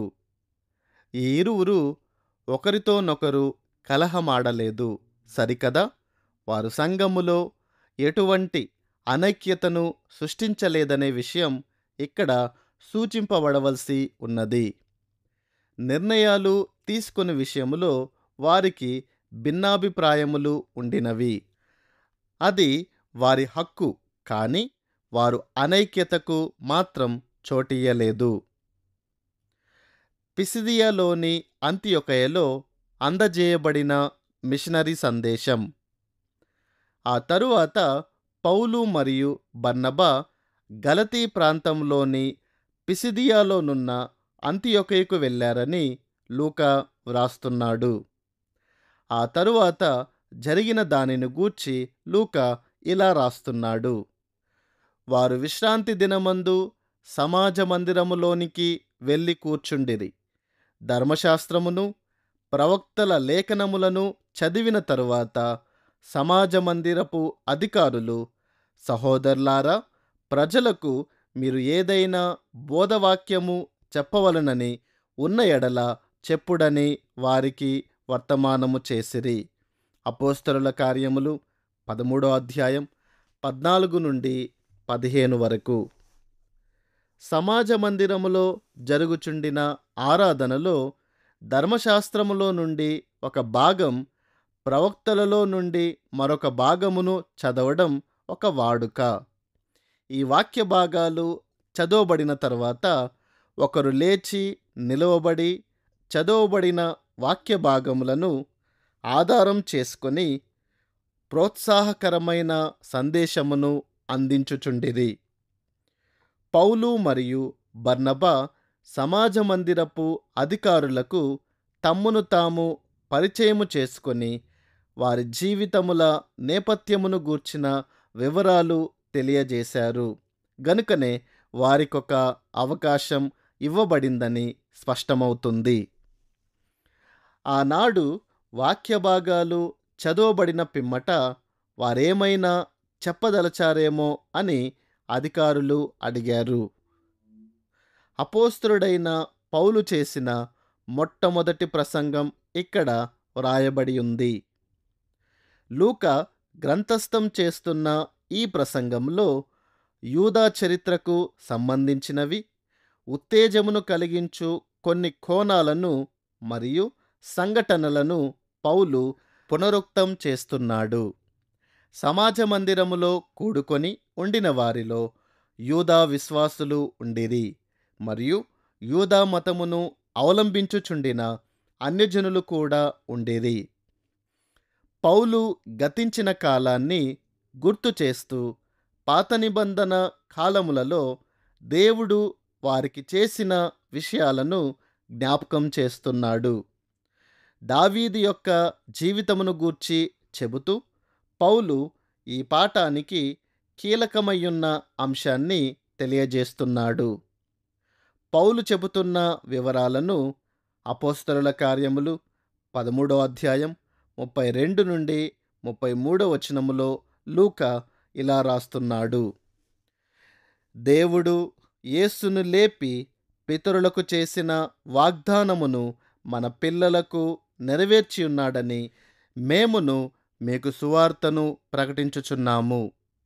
అలాగే నీవు నా కుమారుడవు, నేడు నేను నిన్ను కంటిని అని 2వ కీర్తనయందు రాయబడి ఉన్నది. అతని ప్రసంగాన్ని వినుచుండిన శ్రోతలు పాత నిబంధనలోని దావీదు ప్రవచనమును, కీర్తనల గ్రంథం 2వ కీర్తన 7వ వచనం, క్రొత్త నిబంధనలోని యేసు జీవితంలో ఆయన చుట్టుముట్టి ఉండిన సంఘటనలతో ముడిపెట్టుచుండిరని నిశ్చయపరచుకోవాలని పౌలు ఆశించుచుండెను. సహజంగానే దేవుడు యేసును మృతులలో నుండి లేపాడనే వాస్తవాన్ని పౌలు ప్రస్తావించుచుండెను. ఇంకా ఇలా చెబుతున్నాడు, మరియు ఇక కుళ్ళు పట్టకుండా ఆయనను మృతులలో నుండి లేపుటను బట్టి దావీదునకు అనుగ్రహించిన పవిత్రమైన వరములను మీకనుగ్రహింతును, అవి నమ్మకములైనవని చెప్పెను. కాబట్టి వేరొక కీర్తనయందు నీ పరిశుద్ధుని కుళ్ళు పట్టనీయవని చెప్పుచున్నాడు. అపోస్తలుల కార్యములు 13వ అధ్యాయం 34 నుండి 35 వరకు. 16వ కీర్తన 10వ వచనం మరియు యెషయా గ్రంథం 55వ అధ్యాయం 3వ వచనములోనున్న ప్రవచనాలను పౌలు ప్రస్తావిస్తూ అవి యేసు ద్వారా నెరవేరిన తీరును వారికి స్పష్టం చేశాడు. దావీదు యొక్క పరిశుద్ధమైన మరియు ఖచ్చితమైన దీవెనలు నిత్యమైన నిబంధనతో, క్రీస్తు యొక్క క్రొత్త నిబంధనతో మరియు నీతిమంతులుగా తీర్చబడు దీవెనలు మరియు దావీదు కుమారుడైన యేసు ద్వారా లభించు పాపక్షమాపణతో సంబంధం గలవై ఉన్నవి. దేవుడు పరిశుద్ధుడైన తన కుమారుని కుళ్ళు పట్టనీయడు. అపోస్తలుల కార్యములు 2వ అధ్యాయములో పెంతుకోస్తు దినాన పేతురు కూడా 16వ కీర్తన 10వ వచనం యేసు మరియు ఆయన పునరుత్థానములో ఎలా నెరవేరిందో వివరిస్తూ దానిని ఉల్లేఖించాడు. దావీదు దేవుని సంకల్పము చొప్పున తన తరము వారికి సేవ చేసి నిద్రించి తన పితరుల యొద్దకు చేర్చబడి కుళ్ళిపోయెను గాని దేవుడు లేపినవాడు కుళ్ళు పట్టలేదు. కాబట్టి సహోదరులారా, మీకు ఈయన ద్వారానే పాపక్షమాపణ ప్రచురమగుచున్నదనియు మీరు మోషే ధర్మశాస్త్రం వలన ఏ విషయములలో నీతిమంతులుగా తీర్చబడలేకపోతిరో ఆ విషయములన్నిటిలో విశ్వసించు ప్రతివాడును ఈయన వలననే నీతిమంతుడుగా తీర్చబడుననియు మీకు తెలియనుగాక. అపోస్తలుల కార్యములు 13వ అధ్యాయం 36 నుండి 39 వరకు. 39వ వచనం లేఖనములోని కీలకమైన వాక్యభాగమై ఉన్నది. ఒకడు పాపము యొక్క బానిసత్వము, పాపము యొక్క దోషభావము నుండి మోషే ధర్మశాస్త్రం ద్వారా విడిపింపబడజాలడు. ఒకడు ధర్మశాస్త్రమునకు సంపూర్ణముగా లోబడినట్లయితే ధర్మశాస్త్రము వానిని ఖండించదు. కానీ ప్రజలను వారి పాపిష్టితనము గూర్చి ఒప్పించడం ద్వారా ధర్మశాస్త్రము దాని ఉద్దేశమును నెరవేర్చినది. రోమీయులకు రాసిన పత్రిక 7వ అధ్యాయం 7 నుండి 12 వరకు. ఒకడు బల్యర్పణల మూలాన నీతిమంతుడుగా తీర్చబడజాలడు. హెబ్రీయులకు రాసిన పత్రిక 9వ అధ్యాయం 10వ వచనం. సంపూర్ణమైన బల్యర్పణ గావింపబడనయున్నదని ధర్మశాస్త్రము ముందుగానే తన భవిష్యత్ వాక్కును పలికింది. ఇర్మియా గ్రంథం 36వ అధ్యాయం 2వ వచనం. కీర్తనల గ్రంథం 40వ కీర్తన 6 నుండి 8 వరకు. ఆ బలి అర్పణ ఇశ్రాయేలు నిరీక్షణ మెస్సియా అయ్యుండింది. పౌలు వారికి తెలియజెప్పుతున్న ప్రోత్సాహకరమైన మాట ఇదే. ఒకడు క్రీస్తునందలి విధేయతతో కూడిన విశ్వాసము ద్వారా పాపము, దాని దోషభావము మరియు దాని పరిణామముల నుండి విడిపింపబడవచ్చు. ఈ ప్రవచనములన్నిటిపై వారి సావధానమును అతి జాగ్రత్తతో నిలపాలని పౌలు వారిని అటు తర్వాత ఇలా హెచ్చరిస్తున్నాడు. ప్రవక్తల గ్రంథమందు చెప్పబడినది మీ మీదికి రాకుండా చూచుకొనుడి. అదేమనగా, ఇదిగో, తిరస్కరించువారలారా ఆశ్చర్యపడుడి, నశించుడి. మీ దినములలో నేనొక కార్యము చేసేదను. ఆ కార్యము ఒకడు మీకు వివరించినను మీరు ఎంత మాత్రమును నమ్మరు అనెను. అపోస్తలుల కార్యములు 13వ అధ్యాయం 40 నుండి 41 వరకు మరియు హబక్కూకు గ్రంథము 1వ అధ్యాయం 5వ వచనముతో పోల్చి చూడుము. పౌలు ప్రసంగాన్ని వినుచుండిన శ్రోతలు తమ ప్రతిస్పందనను తెలియజేసిన వివరమును గూర్చి లూకా ఇలా రాస్తున్నాడు. వారు సమాజ మందిరములో నుండి వెళ్ళుచుండగా ఈ మాటలను మరుసటి విశ్రాంతి దినమున తమతో చెప్పవలెనని జనులు వేడుకొనిరి. అపోస్తలుల కార్యములు 13వ అధ్యాయం 42వ వచనం. వారు మెస్సియా మరియు ఆయన యందు లభించు రక్షణ గూర్చి మరిన్ని వివరాలు వినాలని ఆశించుచుండిరి. కాని అప్పటికే పౌలు మరియు బర్నబా బోధలు వినినవారు అనేకులు సువార్తకు సుముఖంగా స్పందించారు. లూకా ఇలా రాస్తున్నాడు. సమాజ మందిరములోని వారు లేచిన తరువాత అనేకులు యూదులను, భక్తిపరులైన యూదామత ప్రవిష్టులను పౌలును బర్నబాను వెంబడించిరి. వీరు వారితో మాట్లాడుచు దేవుని కృపయందు నిలకడగా ఉండవలెనని వారిని హెచ్చరించిరి. అపోస్తలుల కార్యములు 13వ అధ్యాయం 43వ వచనం.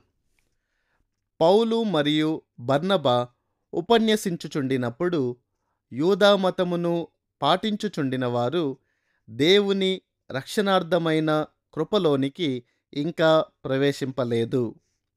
ఏదేమైనా వారు క్రీస్తును అంగీకరించు ప్రక్రియను కొనసాగించుచుండిరి గనుక దేవుడు వారి నిజాయితీని బట్టి, వారి సుహృదయాలను బట్టి ఆనందించుచుండెను. దేవుని రాజ్యమునకు విత్తనమై ఉన్న దేవుని వాక్యము మంచివారును నిజాయితీ పరులనై ఉన్న వారి హృదయములలో ఫలప్రదంగా ఫలించునని యేసు తానే సెలవిచ్చాడు. లూకాసు వార్త 8వ అధ్యాయం 15వ వచనం. వారు క్రీస్తును అంగీకరించాలని నిర్ణయించుకొన్నారు గనుక వారు ప్రభువైన యేసుక్రీస్తును గూర్చి నేర్చుకొనడమును కొనసాగిస్తున్నట్లే దేవుని కృపయందును నిలిచి ఉండాలని హెచ్చరింపబడ్డారు. అంతియొకయలోని మిషనరీ ఫలితాలు. మెస్సియను గూర్చి ఇంకా ఎక్కువగా వినాలని వారిలో నిజముగా ఉండిన కోరిక మేరకు తరువాతి సబ్బాతు దినాన జరిగిన విషయాన్ని లూకా ఇలా వర్ణిస్తున్నాడు. మరుసటి విశ్రాంతి దినమున దాదాపుగా ఆ పట్టణమంతయు దేవుని వాక్యం వినుటకు కూడివచ్చెను. అపోస్తలుల కార్యములు 13వ అధ్యాయం 44వ వచనం. సమావేశమై ఉండిన భారీ జనసమూహానికి చోటు కల్పించునట్లు వారు తాముండిన భవంతులలో నుండి వెలుపలికి వచ్చి కూడుకొనాల్సిన అవసరం ఏర్పడినట్లు కనబడుతున్నది. తత్ఫలితంగా వారు స్పందించినట్లు యూదులు రెచ్చగొట్టబడ్డారు. యూదులు జనసమూహములను చూచి మత్సరముతో నిండుకొని దూషించుచు పౌలు చెప్పిన వాటికి అడ్డము చెప్పిరి. అపోస్తలుల కార్యములు 13వ అధ్యాయం 45వ వచనం. వారు చెప్పుచుండిన విషయాలను వినడానికి వారి సమాజ మందిరములో ఇంత పెద్ద జన సమూహం కూడుకొనుటను యూదులు ఎన్నడూ చూడలేదు. వారు దేవునికి విరోధంగా అగౌరవముతో మాట్లాడుచుండిరి. కాని ఈ పరిస్థితి పౌలును ఏమాత్రమును నిరాశతో ఆపుజేయలేకపోయింది. లూకా ఇలా రాస్తున్నాడు: అప్పుడు పౌలును బర్నబాయు ధైర్యముగా ఇట్లనిరి, దేవుని వాక్యము మొదట మీకు చెప్పుట ఆవశ్యకమే. అయినను మీరు దానిని త్రోసివేసి మిమ్మును మీరే నిత్యజీవమునకు అపాత్రులుగా ఎంచుకొనుచున్నారు. గనుక ఇదిగో మేము అన్యజనుల యొద్దకు వెళ్ళుచున్నాము అనేది. అపోస్తలుల కార్యములు 13 అధ్యాయం 46 యూదులైన వారికి వారు మెస్సియను గూర్చి తెలుసుకొని విమోచనార్థమైన ఆయన రాజ్యములోనికి అనగా సంఘములోనికి తేబడుటకు దేవుడు వారికి మొదటి అవకాశమును ఇచ్చాడు.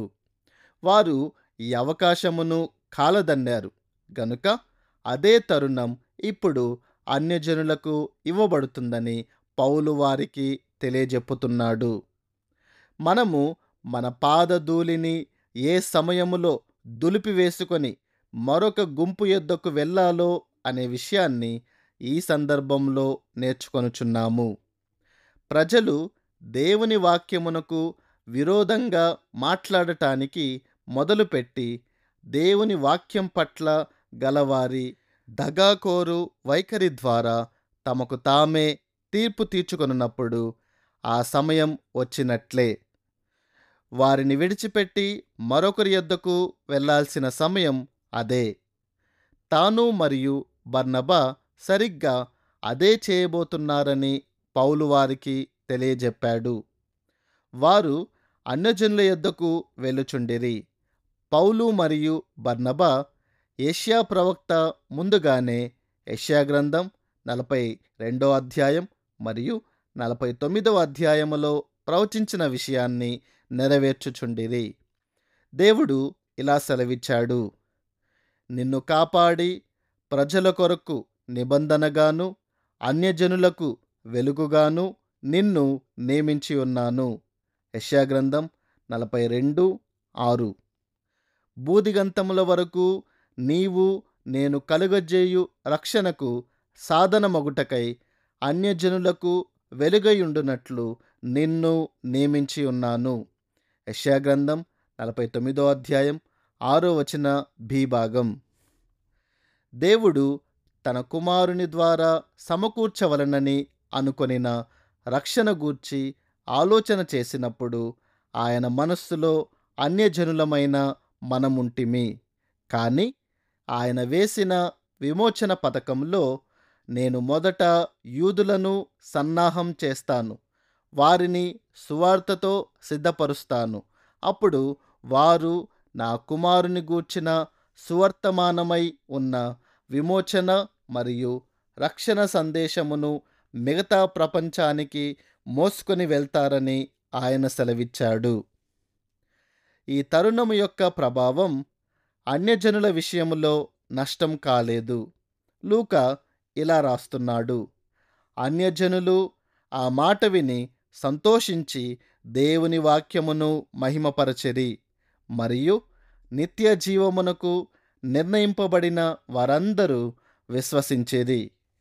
అపోస్తలుల కార్యములు 13 అధ్యాయం 48 ఈ వచనములోని నిర్ణయింపబడిన అనే మాట మొదటి శతాబ్దంలో సైనికపరమైన పదజాలమై ఉండి అక్షరాల సరైన క్రమములో లేక ఏర్పాటులో ఉంచబడుట అని అర్థమిచ్చింది. ఈ సందర్భంలో అన్యజనులు దేవుని వాక్యమును వినాలని ఆశించి ఆయన వాక్యమును మహిమపరచుచుండిరి. ఒకడు ఇటువంటి వైఖరి కలిగి ఉండి తనను తాను సరైన క్రమములో ఉంచుకొన్నప్పుడు అతడు రక్షింపబడిన శిష్యుడవుతాడు.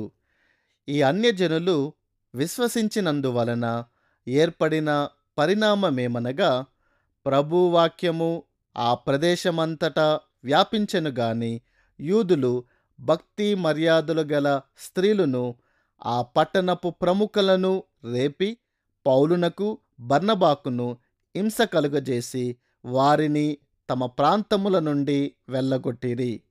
వీరు తమ పాదధూళిని వారి తట్టు దులిపివేసి ఈకోనియకు వచ్చిరి. అయితే శిష్యులు ఆనందభరితులై పరిశుద్ధాత్మతో నిండినవారైరి. అపోస్తలుల కార్యములు 13వ అధ్యాయం 49 నుండి 52 వరకు. యూదా నాయకులు ఇతర వ్యక్తుల ద్వారా వారు తలపెట్టిన చెడు కార్యమును చేశారు. యూదా నాయకుల చేత రెచ్చగొట్టబడిందే కాని అది ఇతరుల చేత అమలు చేయబడిన హింస ఇచ్చట కనబడుతున్నది. దాని ఫలితం పౌలు మరియు బర్నబా అంతియొకయ మరియు పిసిదియకు ఆగ్నేయ దిశలో 60 మైళ్ళ దూరంలో ఉండిన మరొక పట్టణానికి వెళ్ళిపోయారు. అంతియొకయ మరియు పిసిదియలో విడిచిపెట్టబడిన శిష్యులు మాత్రం ఆనందముతోనూ పరిశుద్ధాత్మతోనూ ఎడతెగక నింపబడుచుండిరి. ఈకోనియ మరియు లుస్త్రాలో సువార్త ప్రభావం. సువార్త విస్తరించుట. అపోస్తలుడైన పౌలు చేపట్టిన మొదటి మిషనరీ ప్రయాణ సమయంలో చోటు చేసుకొనిన సంఘటనల వర్ణనను అపోస్తలుల కార్యములు 14వ అధ్యాయం కొనసాగించుచున్నది. పౌలు మరియు బర్నబా ఈకోనియ పట్టణమునకు చేరుకొనినప్పుడు పౌలు తన వాడుక చొప్పున సమాజ మందిరములోనికి ప్రవేశించాడు. దీని గూర్చి లూకా ఇలా రాస్తున్నాడు: వారు తేటగా బోధించినందున అనేకులు యూదులను గ్రీసు దేశస్థులను విశ్వసించిరి. అయితే అవిధేయులైన యూదులు అన్యజనులను పురికొల్పి వారి మనస్సులలో సహోదరుల మీద పగ పుట్టించిరి. అపోస్తలుల కార్యములు 14వ అధ్యాయం 1 నుండి 2 వచనాలు. అయితే పౌలు మరియు బర్నబా జీవితాలకు ముప్పు లేకుండినట్లు కనబడుతున్నది. ఎందుకనగా లూకా ఇలా రాస్తున్నాడు: కాబట్టి వారు ప్రభువును ఆనుకొని ధైర్యముగా మాట్లాడుచు అక్కడ బహుకాలము గడిపిరి. ప్రభువు వారి చేత సూచక క్రియలను అద్భుతములను చేయించి తన కృపావాక్యమునకు సాక్ష్యమిప్పించుచుండెను. అపోస్తలుల కార్యములు 14వ అధ్యాయం 3వ వచనం. పరిశుద్ధాత్మ చేత పౌలునకు సాధికారముతో కూడిన శక్తి అద్భుతకరమైన విధంగా అనుగ్రహింపబడిందని మనకు తెలుసు. క్రీస్తు అపోస్తలుడై ఉండి అతడు ఆ ప్రామాణిక అర్హతలు కలిగి ఉండెను. కానీ బర్నబా కూడా పరిశుద్ధాత్మ చేత అనుగ్రహింపబడిన అద్భుత కార్యములు చేయ శక్తిగల వరము గలవాడై ఉండెనని మనము ఈ వాక్య భాగము నుండి తెలుసుకుంటున్నాము. మనము ఇంతకు మునుపటి పాఠాల్లో అధ్యయనం చేసినట్లు దేవుని వాక్యమును బయలుపరచుచు దానిని నిశ్చయపరచడం అనేది అద్భుత కార్యములు చేయ శక్తిగల వరమీయబడుటలో గల ఉద్దేశమయ్యుండింది. మార్కు సువార్త 16వ అధ్యాయం 20వ వచనం మరియు హెబ్రీయులకు రాసిన పత్రిక 2వ అధ్యాయం 3వ వచనం. వాక్యము ధృవీకరింపబడుచుండిన ప్రక్రియలో లేదు. అది వరకే ధృవీకరింపబడిందనే విషయాన్ని మనము ముఖ్యంగా గమనించాలి. అపోస్తలుల కాలంలో సత్యము సంపూర్ణంగా బయలుపరచబడింది మరియు ధృవీకరింపబడింది. అందుచేతనే దాని ఫలితంగా ధృవీకరింపబడిన ఈ గ్రంథం మన చేతుల్లో ఉన్నది. వారు చేయుచుండిన పరిచర్య మరియు పనుల విషయములో దేవుడు తన ఆమోదమును తెలుపుతూ తన హర్షమును వ్యక్తము చేయుచుండెను. ఏదేమైనా అదే సమయములో పరిస్థితి ఎంతో అస్థిరమైనదై ఉండింది.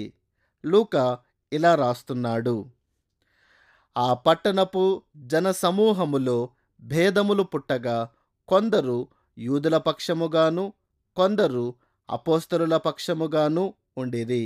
మరియు అన్యజనులను యూదులను తమ అధికారులతో కలిసి వారి మీద పడి వారిని అవమానపరిచి రాళ్ళు రువ్వి చంపవలెనని ఉండిరి.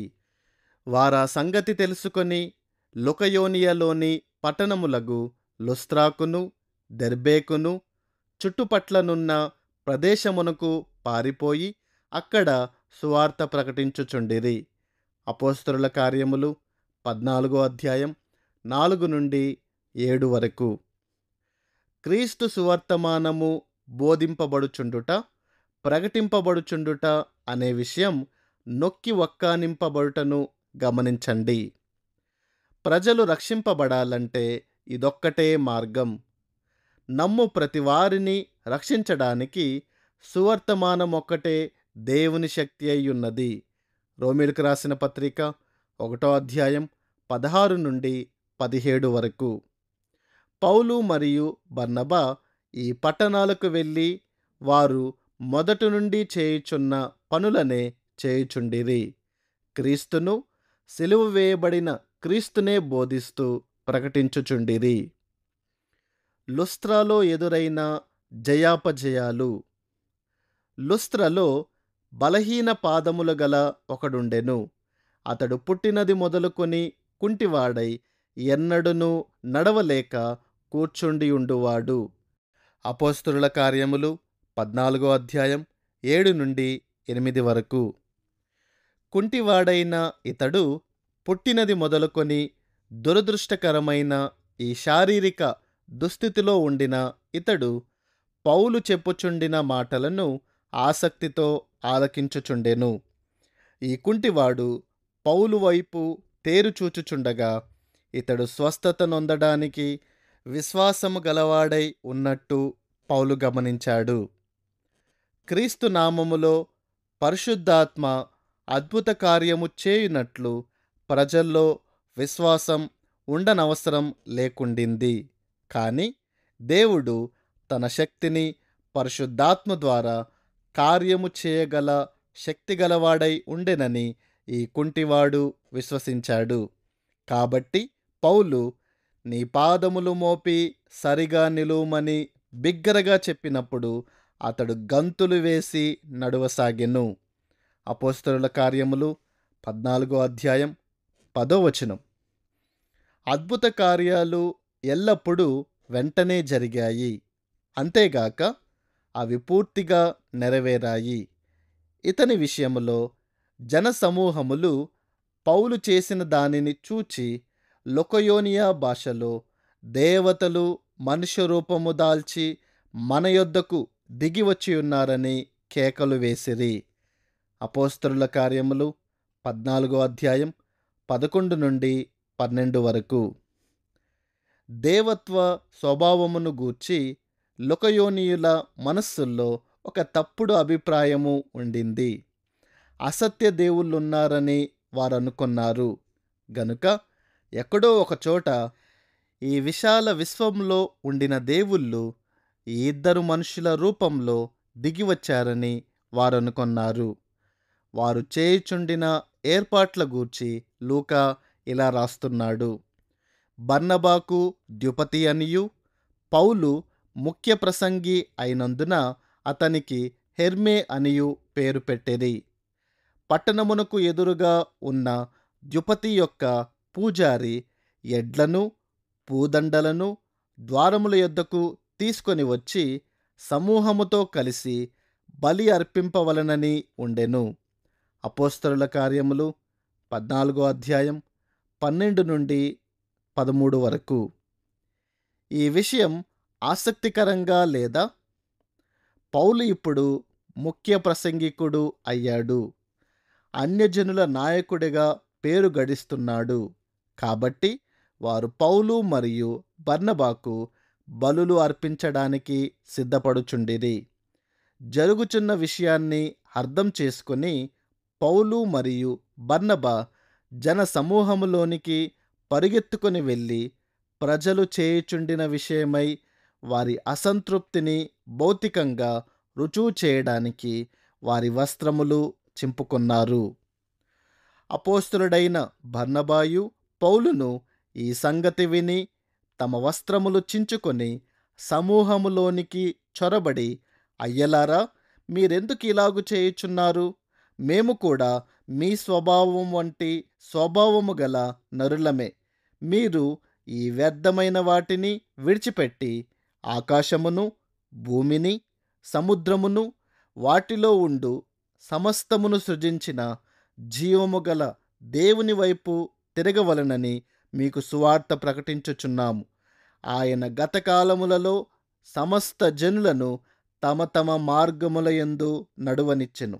అయినను ఆయన ఆకాశము నుండి మీకు వర్షమును, ఫలవంతములైన ఋతువులను దయచేయుచు, ఆహారము అనుగ్రహించుచు, ఉల్లాసముతో మీ హృదయములను నింపుచు, మేలు చేయుట చేత తన్నుగూర్చి సాక్ష్యము లేకుండా చేయలేదని బిగ్గరగా చెప్పిరి.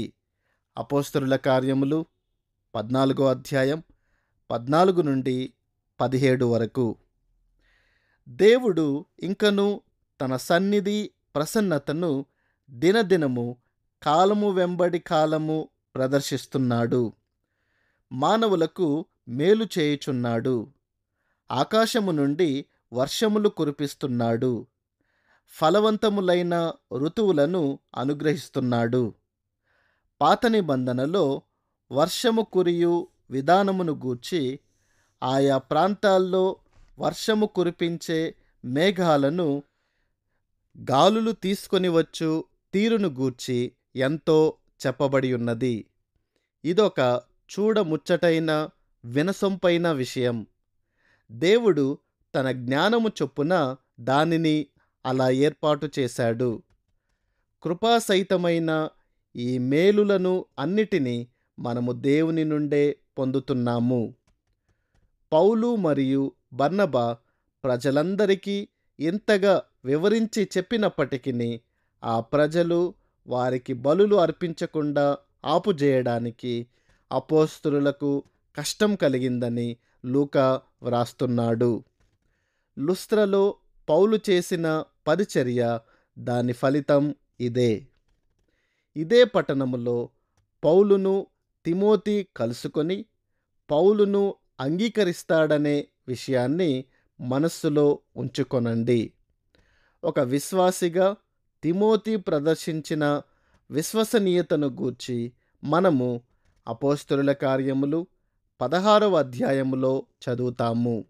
అంతవరకు దేవుడు తన దాసుల ద్వారా చేసిన అద్భుత కార్యముల గూర్చి, తత్ఫలితంగా అనేకులు దేవుని వైపు మల్లుచు ఆయన సంఘం కట్టబడుట గూర్చి మనము చేయుచున్న ఈ అధ్యయనమును బట్టి దేవుడు మనలను దీవించునుగాక.